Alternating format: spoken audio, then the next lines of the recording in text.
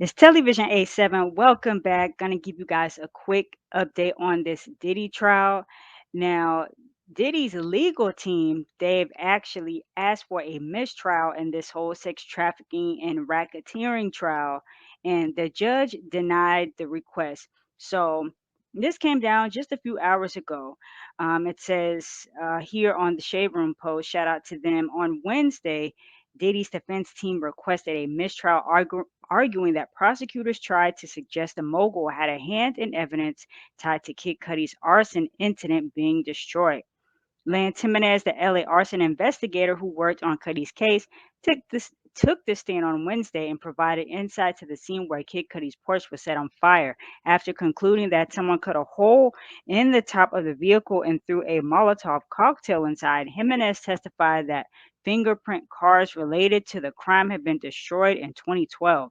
Diddy's attorneys moved for a mistrial, arguing that prosecutors were implying that Diddy had a role in the evidence being destroyed. Now, this is not the first time um, Diddy's team has tried to, either ask for a mistrial or slow things down. They're trying to do anything to keep this from going forth because, like, every day, more and more information is coming out. And some days the Diddy's defense is looking good, and then other days not so good. So, and this is on the heels of Capricorn Clark's testimony. If you guys remember yesterday, she gave a lot of information about the whole Kid Cudi incident and just how it was working with Diddy in general and why she kept coming back after being terminated, this, that, and the third.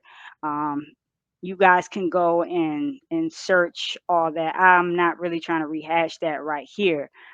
But continuing on, the Judge Submaranian, swiftly denied the motion, stating there was absolutely no testimony from the witness that was prejudicial in any way, shape, or form.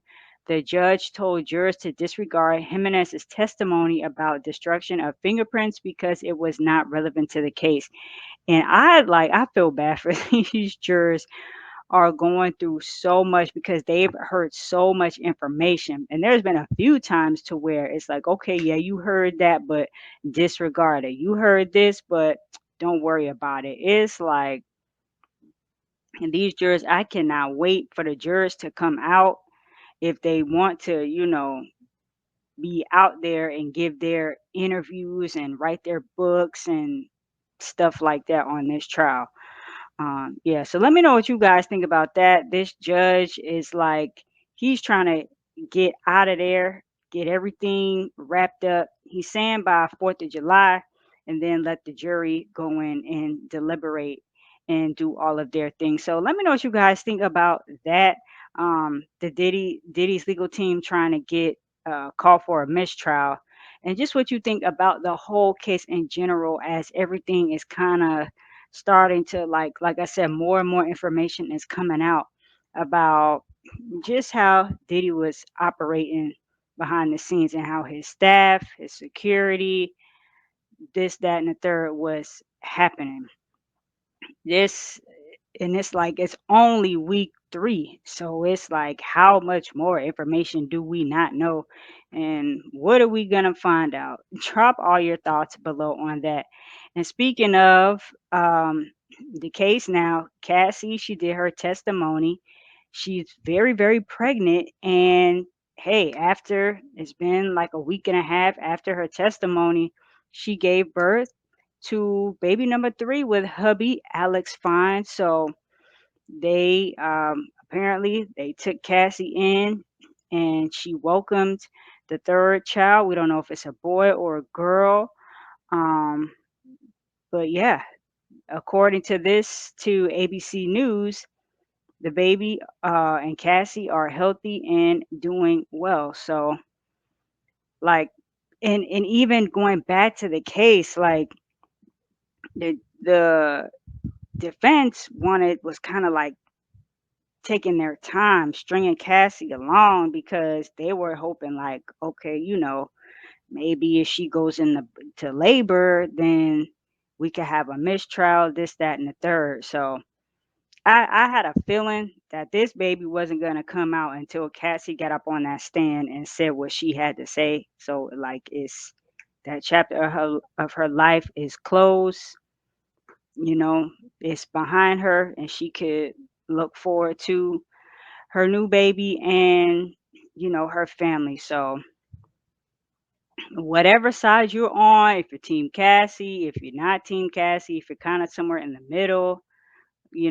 congratulations to her and her new baby. So yeah, that's it for information regarding Diddy, but and Cassie. But I wanted to get into this because it's being reported that Stefon Diggs, football player, he's now with the Patriots.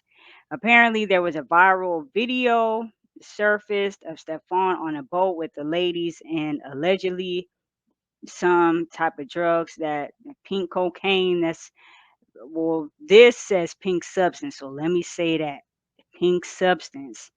But yeah, this is wild.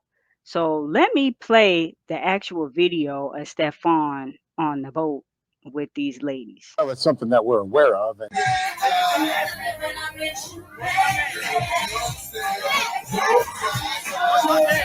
Okay, I can't play because the Ja Rule in the background. But he's saying what's my name? What's my name? And then just pull out the drugs already. Pull out the drugs and then you see it right there.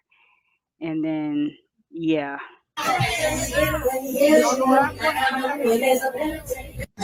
And it's like, my guy, do we not learn? Do we not learn? It's like, my goodness, all this stuff that just recently happened with the Shannon Sharps, and you got these guys coming out with claiming shakedowns and this, that, and the third. It's like not saying that he's out here doing what Shannon Sharp is doing, but it's like, sir, do you not take a lesson from somebody else? It's like you got to move better out here. You cannot be moving like this. So let me get into the response of what the coach had to say about this. Let me go back. and obviously, we want to make great decisions on and off the field. And we're hoping that with our time here on the field today, and that when we don't have a script and we're on the call periods, that we're making great decisions. And so the message will be the same for all our players, that we're trying to make great decisions. And any conversations that I've had with Stefon will remain between him and I and the club. Again, everything that we're going to do, Karen, is we're going to coach the guys that show up at 8. The ones that say, "Hey, I got a situation, we'll be here at 8:05." We'll coach those as well. This is a voluntary part of our off-season program, and every player that's not here, which there aren't many, have been in communication with me and their position coaches. Well, it's something that we're aware of, and All right, so they're aware of it. I'm quite sure, like you said, they had the conversation, but it's like, Stefan, bruh, like, what are you doing? Isn't he dating Cardi B? Didn't him and Cardi B just come out and kind of go public? Kind of, sort of? I don't know. But it's like, Stefan, sir, you got to do better. And that's all I'm going to say. Drop your thoughts down below on this. And if we have some more updates, I'll come back to you guys and let you know what's going on. All right. It's TelliVision87. Thank y'all for watching. And if you want to check out another video, there's one right here for you guys. Talk to y'all in the next video.